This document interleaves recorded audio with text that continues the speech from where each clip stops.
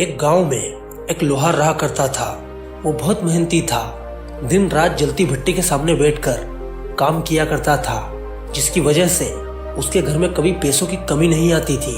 लेकिन उसका एक लौता बेटा था जो उसके कमाए हुए पैसों को पानी की तरह खर्च किया करता था। ये बात लोहार को बहुत बुरी लगती थी, लेकिन वो करे भी तो क्या करे। वो उसका एक लौता बेटा था, वो उसे डायरेक्ट मना भी नहीं कर सकता था। लेकिन एक दिन लोहार ने अपने बेटे को सबक सिखाने के बारे में सोचा। वो अपने बेटे को पास बुलाता है और कहता है कि बेटा, आज के बाद तुम्हें मुझे हर रोज 10 रुपए कमा कर देना होंगे, और अगर तुम ऐसा नहीं कर पाओगे तो तुम्हें शाम का खाना नहीं मिलेगा।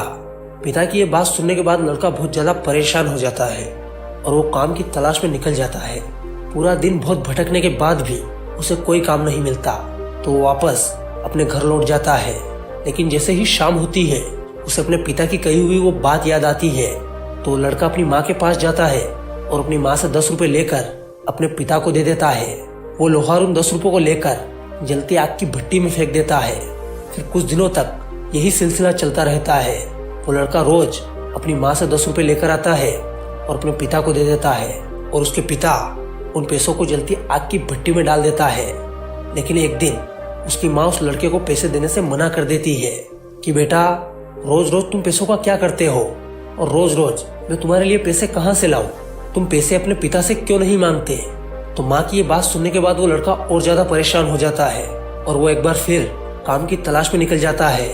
लेकिन बहुत भटकने के बाद भी उसे कहीं पर कोई काम नहीं मिलता।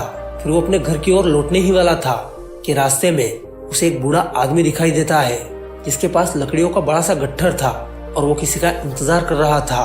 तो लड़का उस बूढ़े आदमी के पास जाता है और उनसे कहता है कि अगर आप बुरा ना मानो तो मैं आपके लकड़ियों के गट्ठर को आपके घर तक पहुंचा सकता हूं, जिसके बदले में आप मुझे 10 रुपए दे देना। लड़के की ये बात सुनने के बाद वो बूढ़ा आदमी मान जाता है। उसके बाद वो लड़का उस बूढ़े आदमी के लकड़ियों के गट्ठर को सर पर उठाकर चलने लगता है। लकड़ियों के गट्ठर में बहुत ज्यादा वजन होता है और वो लड़का इतना वजन जिंदगी में पहली बार उठा रहा होता है, जिसके कारण वो पसीना पसीना हो जाता है और दर्द के मारे वो बहुत ज्यादा थक जाता है। लेकिन जैसे तैसे वो लड़का उस लकड़ियों के गट्ठर को उस आदमी के घर तक पहुंचा देता है और उनसे 10 रुपए लेकर सीधा अपने पिता के पास जाता है और अपने पिता को वो पैसे दे देता है।